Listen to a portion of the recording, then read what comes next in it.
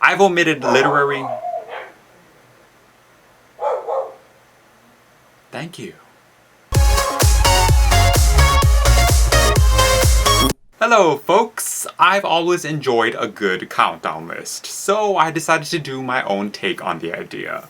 In this top 10, I'll be sharing fictional characters I would want to have as friends. As silly of a concept as this is, I took the selection process very seriously. I've come across many likable characters in my day, but there are only a handful I would genuinely consider being chums with. With that being said, some of my reasoning may come off as pretty shallow, but please trust that I'm not a horrible person. It's all in good fun. I've omitted video game and literary sources from this mix because I'm not much of a gamer, and as far as books go, I don't mess with those unless they're forced upon me or a movie turned me onto one, which has happened a mere 2 times in my existence. I'm basically illiterate.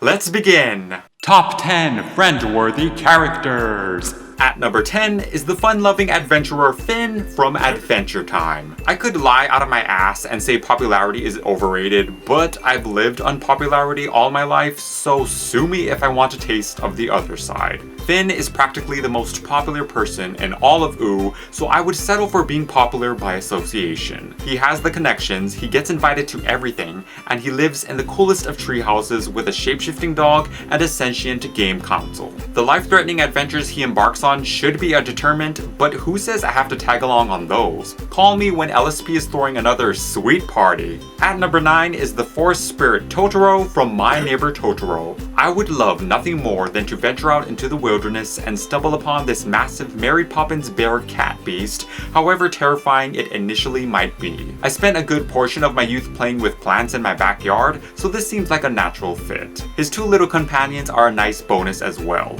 I could watch them collect tiny acorns all day, every day. He's also my only means of getting onto that cat bus. You don't even understand.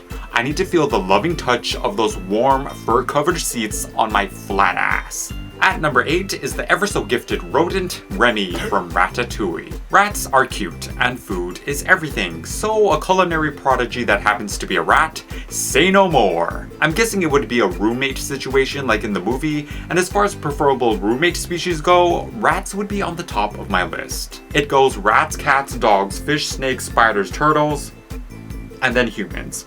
People are annoying.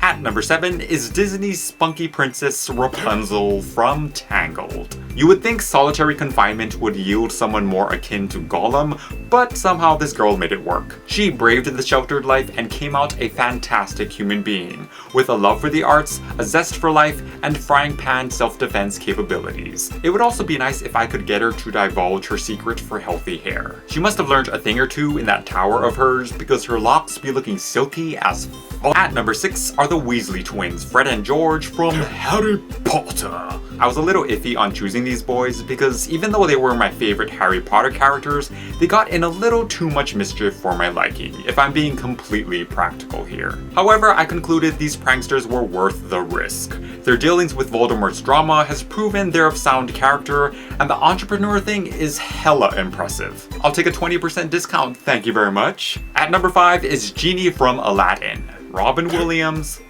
magic.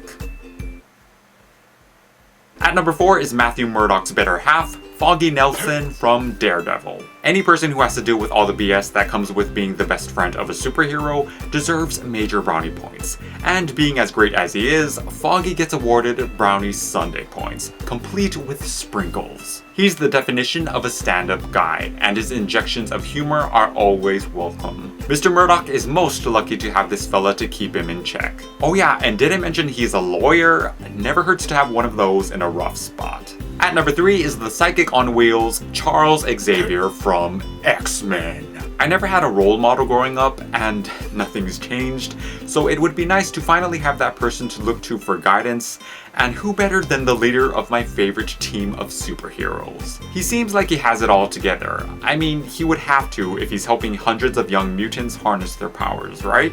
And yes, I realize it's contradicting that I chose the image of Charles during a state of mental crisis and substance abuse, but what can I say? I prefer this mangy iteration over the more iconic, baldacious one. At number 2 is one half of the greatest mother-daughter duo, Rory Gilmore from Gilmore Girls. Sweet, smart, down-to-earth, and almost equally as important, knows how to get down with the grub. Just an all-around wholesome girl who's going places, all thanks to the coolest single mom ever. Although I would need to help her sort out her love situation, cause she dropped the ball big time with a certain former boyfriend.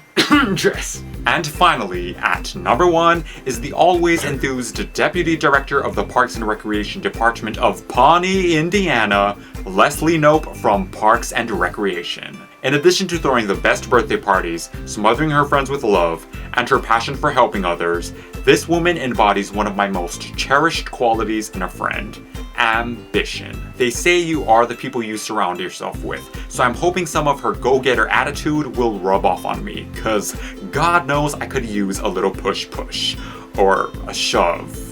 Oh, who am I kidding? I need a straight up donkey kick to the tuchus. The only drawback is her unhealthy affinity for sugar, which would only perpetuate my unwanted kindred addiction. But if having an awesome friend means dealing with a sugar enabler, then so be it.